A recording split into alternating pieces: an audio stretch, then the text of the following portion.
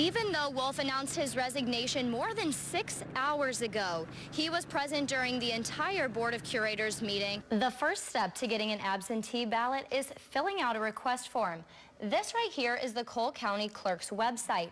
So all you need to do is click the absentee ballot request button, click the application link, and it'll download right there for you. Most people told our KOMU8 reporters that they were actually here to see Hillary Clinton, not Bernie Sanders. Just minutes into this morning's Board of Curators meeting, UM System President Tim Wolf approached the podium and immediately announced his resignation. I just drove here 30 minutes ago. It's not too bad, but it is a little slick, and I was sliding around just a little bit.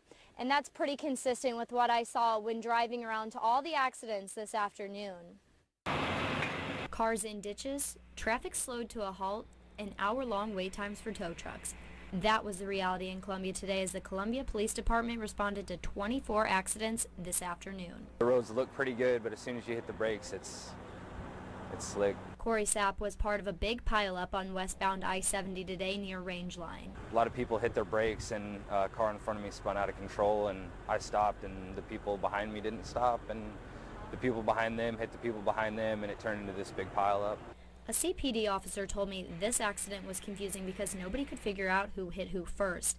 This accident, as well as another a few miles further down westbound I-70, kept traffic at a near halt for about an hour. Earlier in the afternoon, one person was taken to the hospital after a two-car pileup on US 63 near Brown School Road. We've had several accidents. Most of them are minor because people are going slower.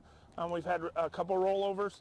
But nothing of any significance or anything major as far as injuries. Blomenkamp says he cannot stress enough the importance of slowing down and giving the car in front of you plenty of space. Blomenkamp also warns that the roads just won't be any better tomorrow. He says if you can avoid it, stay off the roads tonight to allow the crews to really get in there and clear the roads to the best of their ability.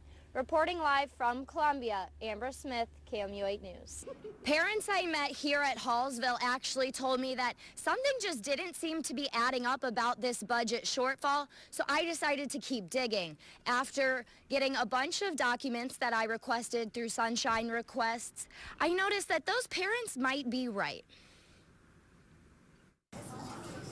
It's been a month since the school board meeting when the Hallsville district proposed spending nearly $1 million less next budget year. The school board and the administration is putting mismanagement ahead of our kids' education. The superintendent, John Robertson, resigned the day before that meeting. The school board president saying Robertson had been handling the budget for years. And there's no definitive answer to why we're here, other than the guy that did it quit. She also said the district got into financial troubles due to a construction project that added a new wing to the high school. Students are going about their daily routine, but parents still want answers. How do I think school got into this situation? Mismanagement of funds. Hallsville parent Terry Montague had a box full of documents he requested regarding the construction project at that school board meeting. KOMU8 invited him to the station to show us what he found. Those are some things that We zeroed in on the construction project blamed for the financial mess. I went back and also asked for the request for bid and all accompanying bids for the project. Initially, the district received 13 bids and ultimately chose River City Construction. But in the box of documents Montague requested, there were thousands of dollars in invoices to B&B Services, so I asked for that request for bid. The school board secretary responded to me saying, "We did not have a bid for work done by B&B Services." According to Missouri Revised Statute Section 34.040.1, on any purchase where the estimated expenditure shall be $25,000, bids must be solicited. The invoices showed the district paid B&B Services more than $500,000, well over $25,000. KOMU8 reached out to the Hallsville district all week trying to get an interview with the acting superintendent, John Downs. Due to out-of-town meetings and faculty professional development, the district director of communications, Marcy Miner, said he would not be able to meet in person, but if we sent specific questions, she could send a response. Miner also said if your questions are specific to the documents you requested through the Sunshine Law, We cannot discuss those due to potential litigation. The district has not yet told KMU8 News if there was a reason they did not put out a request for bid for the work done by B&B Services. KMU8 also found that the original request for bid said questions can be directed to Eric Westhughes of Connell Architecture. Connell Architecture provided the pre-bid estimate. According to the Secretary of State's website, Eric Westhughes owns B&B Services, the company that did the part of the project that was not put out for bid. Do you see where it kind of gets tangled?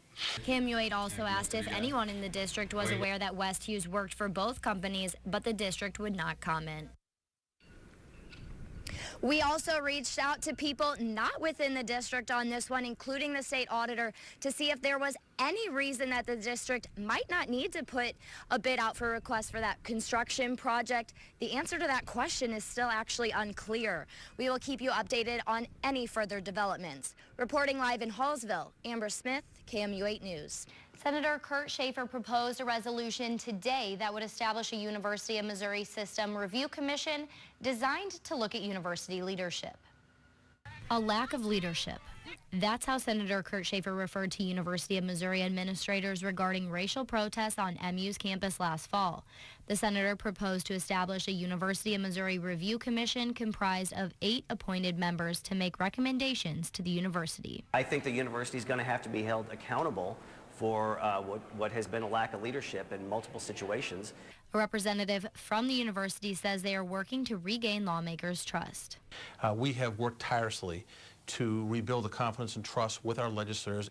Schaefer says if the university did not respond to recommendations from the commission, that would be considered for next year's budget. Significant cuts can only harm our mission, and that in turn will harm the state.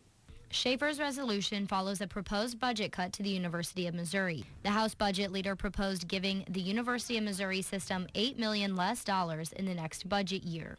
Fougere says funding cuts would lead to higher tuition rates, which would likely cause students to go out of state for higher education, and they may never return back to the state. University of Missouri leaders will meet with lawmakers at the Capitol tomorrow. The House Budget Committee is currently working out details of the state budget at the Missouri Capitol, including whether they will still cut money from the UM system.